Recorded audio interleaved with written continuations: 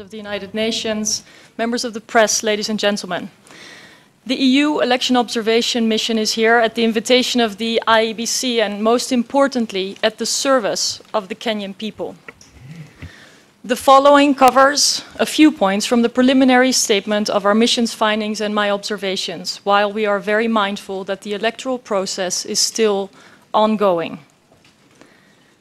Let me begin by giving a major compliment to all those Kenyans, young and old, rich and poor, male and female, who eagerly cast their votes on August 8th.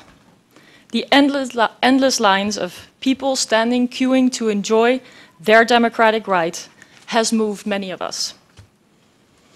This dedication and participation are the strongest possible testimony of a strong desire to be a part of shaping Kenya's future.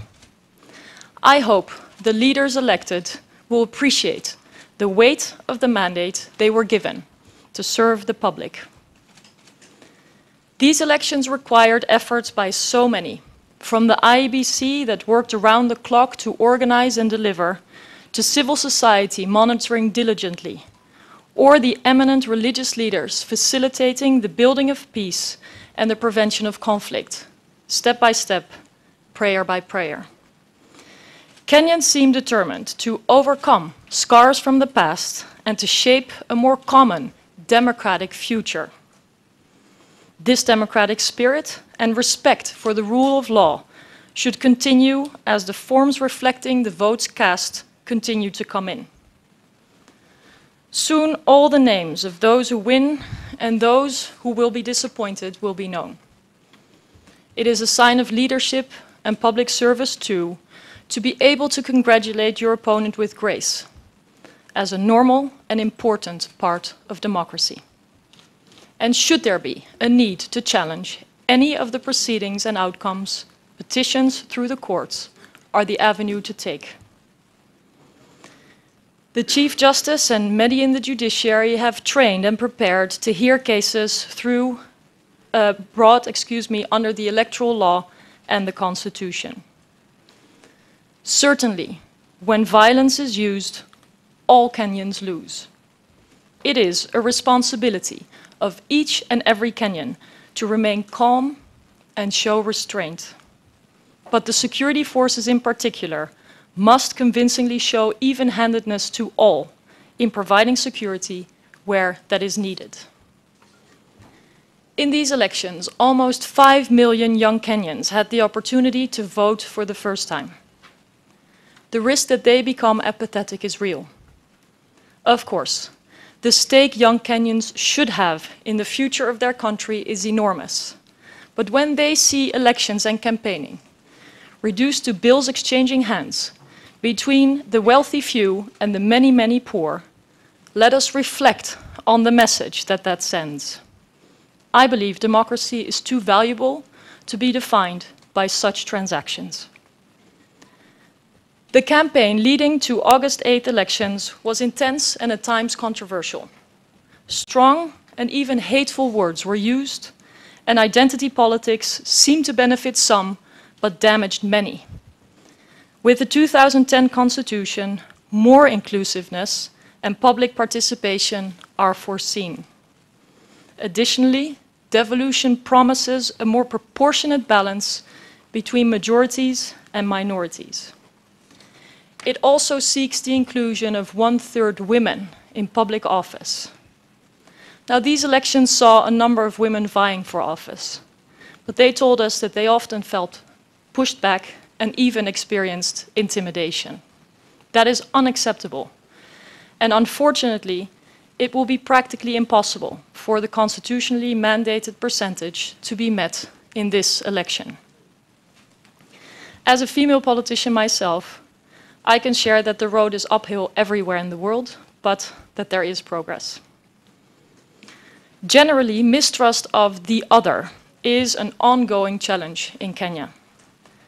Some had high hopes that new technologies used in these elections could remove concerns. And while technology can be no substitute for trust, the well-functioning and security of available systems is a prerequisite for confidence. We are still in the process of learning more about the benefits and pitfalls of technology in these elections.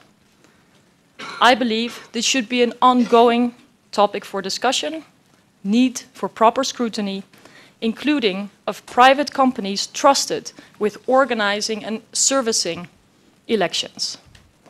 Being contracted as a vendor to facilitate the democratic process should go hand in hand with checks and oversight. Similarly, updating data protection laws to match the impact of advancing technologies should better safeguard people's rights and the rule of law. With the history of violence, a number of Kenyans expressed, and in fact continue to express, fear of seeing election-related violence once more. They reported moving away from areas they live to prevent being targeted or being caught up in violence. In cases when men moved their families, women were disenfranchised. The localized deployment of security was seen to intimidate when the presence was disproportionate. In the week before these crucial elections, Kenyans were shocked by the torture and murder of Chris Msando and the young woman found dead alongside with him. And I wish to repeat a call for an independent investigation into what happened and into how his murder may have impacted the electoral process. A new development in campaigns worldwide is the use of social media. Kenyans were faced with a number of fake news stories, which were intentionally pushed to mislead. And while it is difficult to quantify or measure the impact of manipulated stories, Kenyans show increased resilience, and page-wide ads were warning for signs to look out for. Educating people to read and watch critically is probably good advice to voters everywhere. Kenya is a guiding country in the East African region, and the world watches this electoral process. We, the EU Election Observation Mission, will continue to do so in our own capacity. Our over 130 observers have shared hundreds of systematically documented observations from election day, and we will put those in context with the other observations made during the campaign and during these critical days after elections. We are independent and impartial and look at how the letter of Kenyan law was met in practice. I invite you all to read our preliminary statement that you can find distributed here. It has a lot of detailed technical information from all the work that our team has been doing. I'm going to mention a few points and then I'll conclude. From the preliminary statement, a problematic electoral reform process resulted in little time for the preparation of elections, especially given the requirements presented by new technologies. The newly appointed Independent Electoral and Boundaries Commission, IEBC, showed resilience. However, it struggled with its communication and the finalization of polling procedures. It was also under extreme pressure with an exceptionally high number of legal challenges. The campaign was characterized by persistent allegations of bias by both camps towards key state institutions. Ultimately, the lack of trust in the election process could not be compensated for by technology. Voters showed exceptional commitment and determination to cast their ballots. From before the opening of the polling stations, there were extensive queues. EU Election Observation Mission observers saw security officers appropriately deployed. Candidates' agents were also very present and assessed to be able to operate freely. Voting and counting was assessed as very well conducted and transparent. There were some problems with secrecy, inking, and voters whose biometric identification didn't work, not being sufficiently recorded.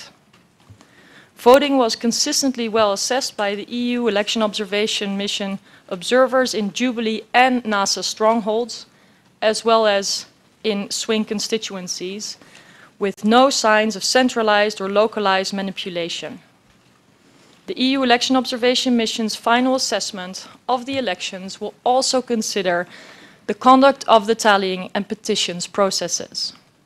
To date, the IEBC has demonstrated its commitment to transparency in the results process, including by putting result forms online. We have humbly observed the will of Kenyans to participate in their democratic process, and I hope this will persist going forward. Democracy is more than one man or one woman, one vote, and requires democratic institutions, the rule of law. Kenya is more than elections. I hope that no matter what the future detailed findings of these elections may be, Kenyans will experience the shared benefit of a democratic process, and that they will continue to shape it with the patience and perseverance we all saw last Tuesday. Thank you.